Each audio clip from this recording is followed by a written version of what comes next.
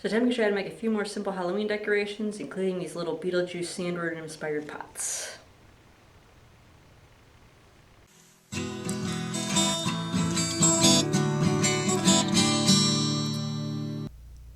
So starting with the Batwing Gourds, draw out some batwings on some black cardstock, and to do a free template you can use to draw these if you don't want to draw them freehand.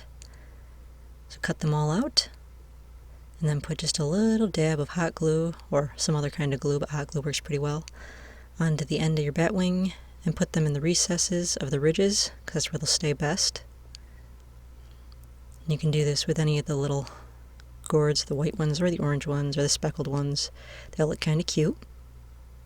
For the Beetlejuice pots, just take a clay pot and give the bottom of it a coating of black paint, and then give the top of it a coating of kind of a eerie green, and then down on the black part draw yourself out kind of a little cloud with the ruffled edges, almost like a speech bubble cloud, and just fill that in.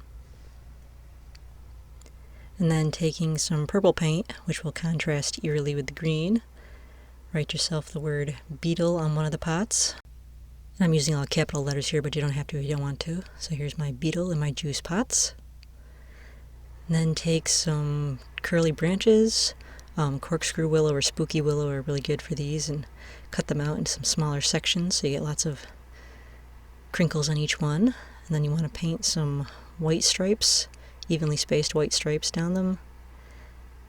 And then once you get those, you'll fill in between with some black stripes to give you the classic black and white Beetlejuice look. Fill your pots with a little bit of mulch or some other kind of dirt. Jam your little sandworm sticks in there. And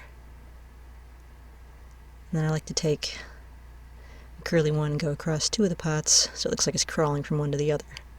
There's little Beetlejuice pots.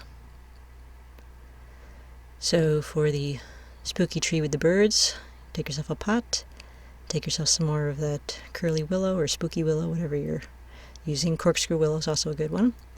Arrange them. You have to put a little bit of dirt in the pot. Just arrange them how you want. And then twist tie your birds onto the branches or onto the pot, wherever you want them to sit. I've got an owl and a raven. Then take a rectangle of craft paper or brown paper bag, anything like that. You want to crinkle it up a little bit and then tear around the edges, and then write your message on it. I'm writing Nevermore because it's appropriate to go with the raven, but you can write whatever you want. And then just take a little bit of thread and tie that right onto one of your branches. And so then here's a little spooky tree pot with the birds and the Nevermore.